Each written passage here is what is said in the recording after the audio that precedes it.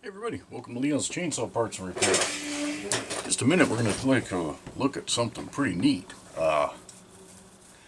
Yeah, I didn't make it to the Firewood Hill this weekend. I'm coming off a 50-some hour week, which is not normal for me, but busy time of year, that's all I can say. So I chose to spend the time at home, plus my wife's been sick, so we had Lily's soccer game to get her to, yada yada, yeah. All the good stuff. But in the middle of that long ass week, I found time to run to Grants Pass. How do we get so many airplanes when I'm making videos? It's like they know. Found the time to run to Grants Pass to respond to a Craigslist item. And it's something that I actually had as a kid. Well, I shouldn't say I had. My dad bought when we were on that coast property to help maintain it.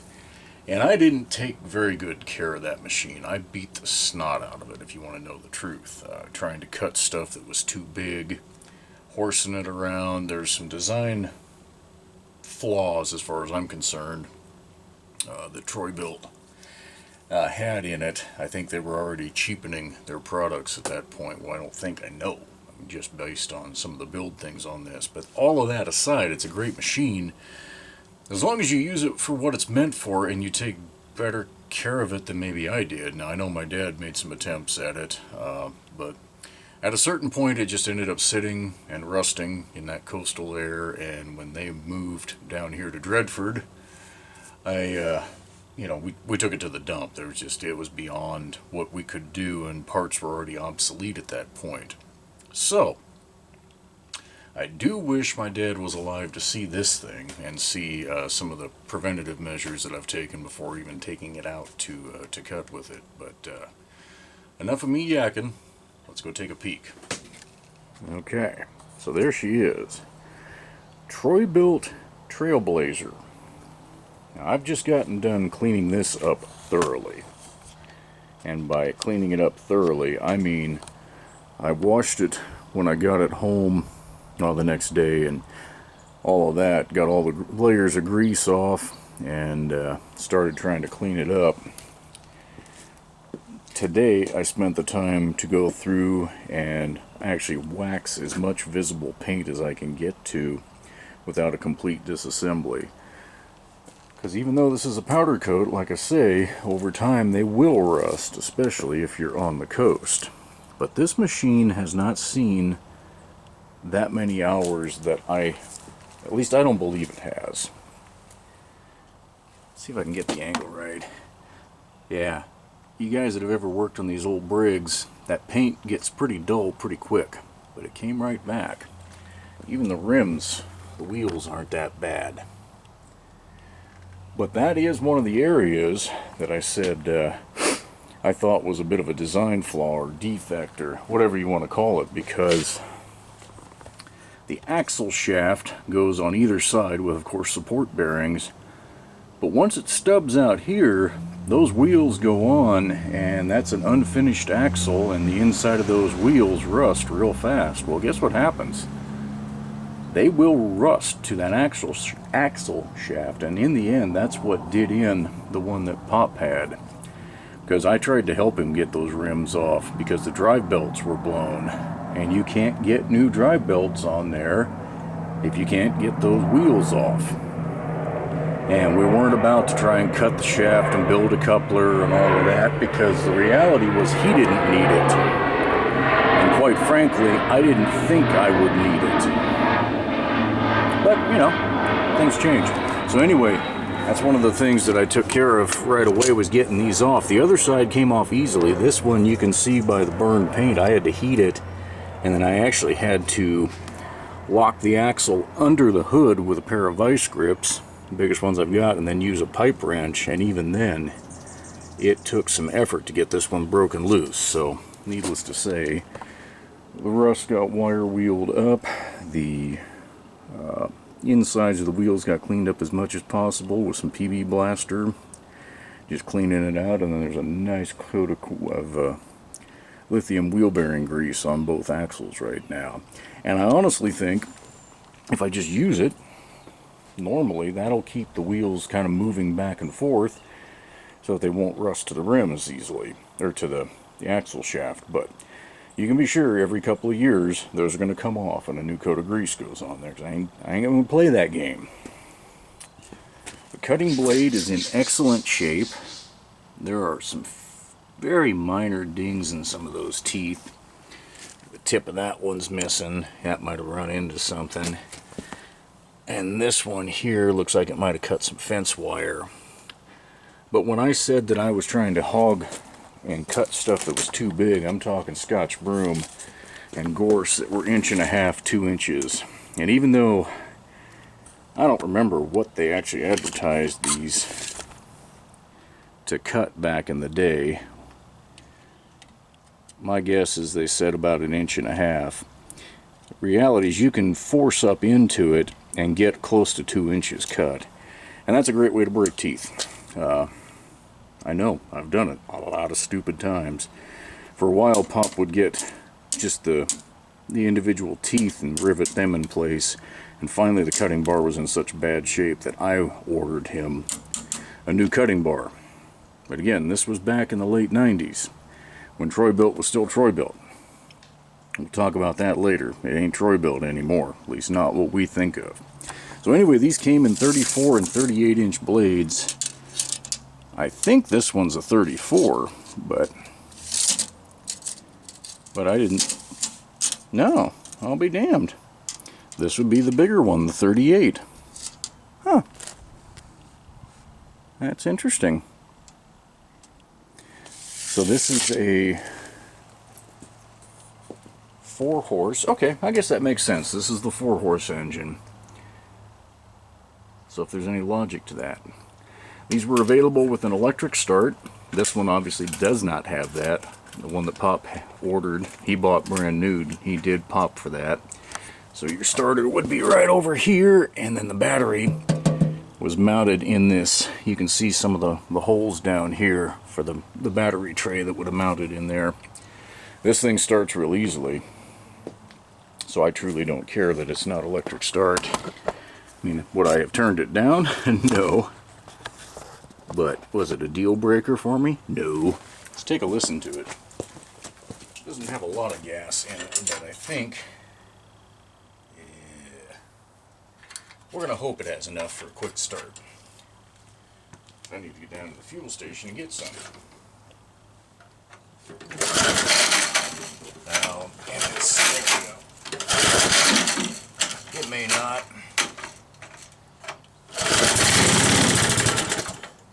I don't think it's going to stay running.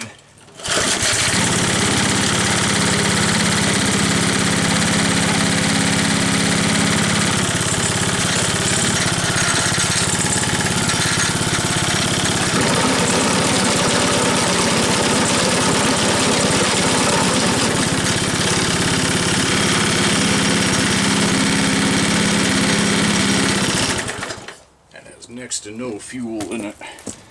So I'm shocked she stayed running for that long.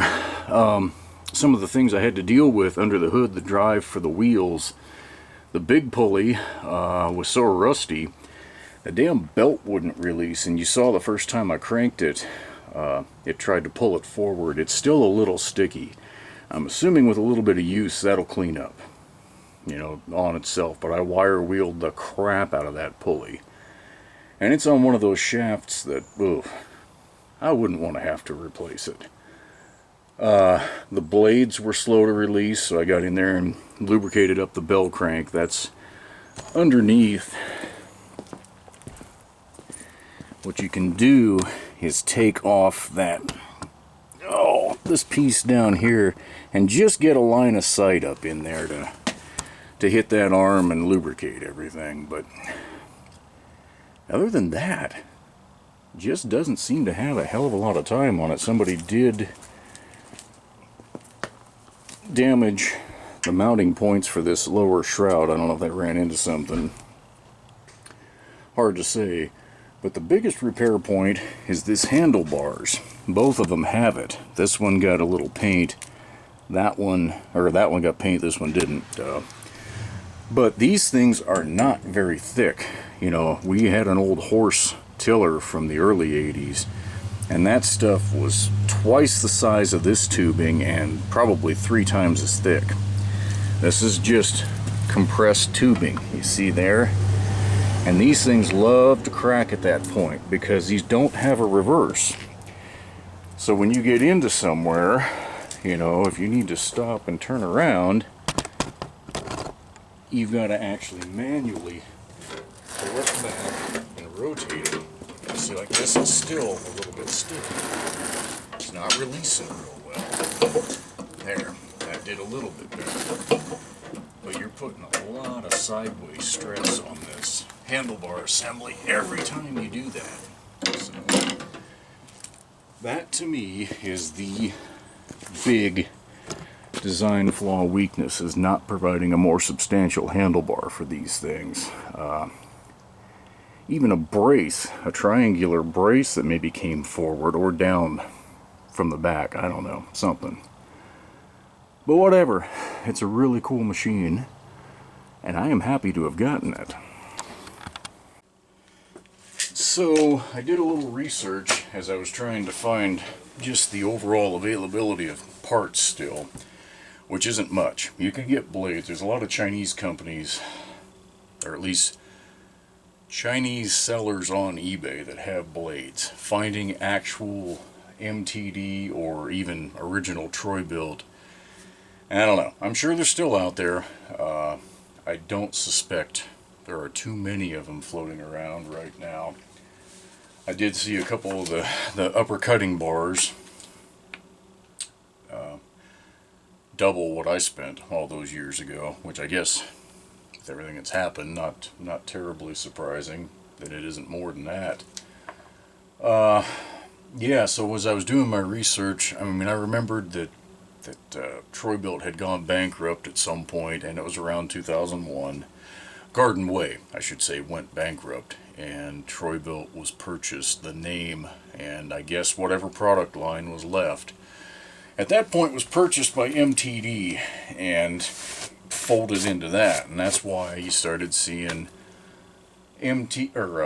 Troy-Bilt, you know, string trimmers and Troy-Bilt badging on riding lawn mowers that looked a hell of a lot like a yard machine or other MTD product. Well, it's because they were, you know, and that's to me is kind of sad. It's the same story of Homelight, you know, purchased and just devalued and decontented down to pretty light duty homeowner in a lot of cases. Not to say that a riding mower wouldn't be good, it probably would be up to a point, but it's not the industrial stuff, it's not that heavy duty stuff like that Troy-Bilt horse tiller, you know, from back in the day that was built like a brick outhouse, you know, it just go and go and go and nothing broke on them.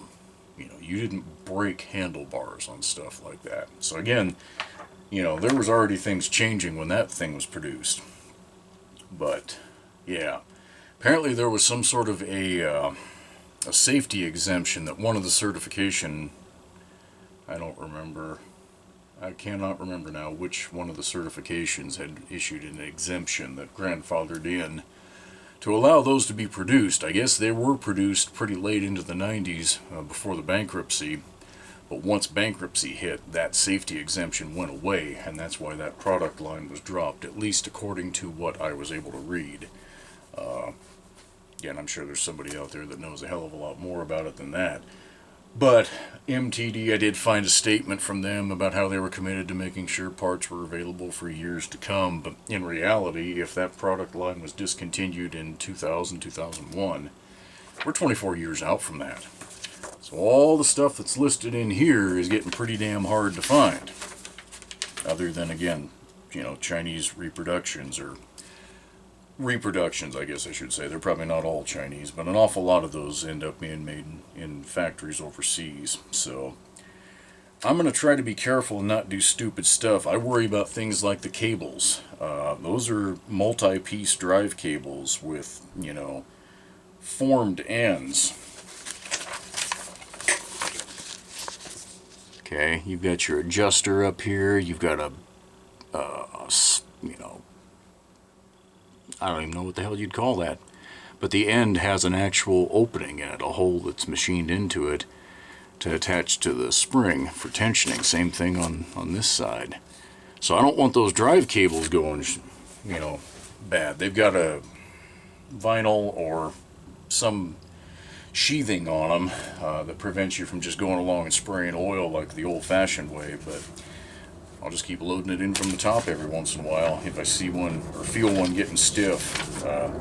Those drive tubes, or the handlebar tubes, I need to be careful with those and not horse it around too much. Busy damn day at the airport for a freaking Sunday. The hell?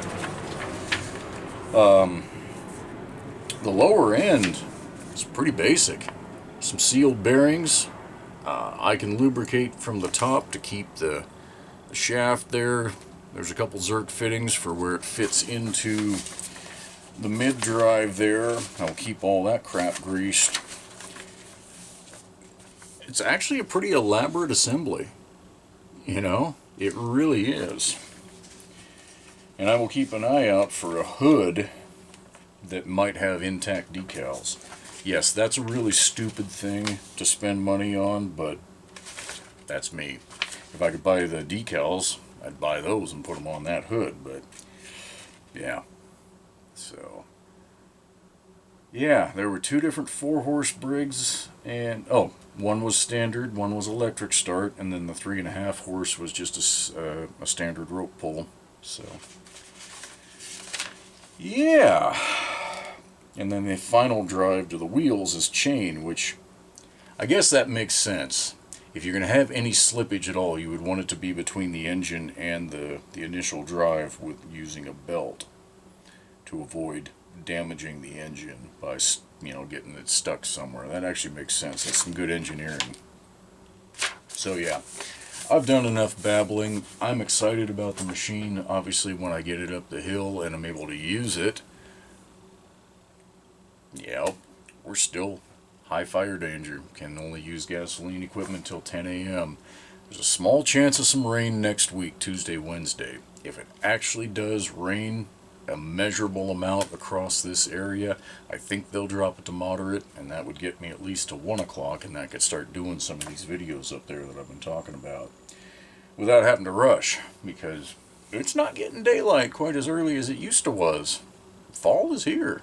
I mean, I'm still out here in a t-shirt, but fall is here and it's a-coming. So, anyway, I know this is a little bit different. Hopefully it's not too boring for folks.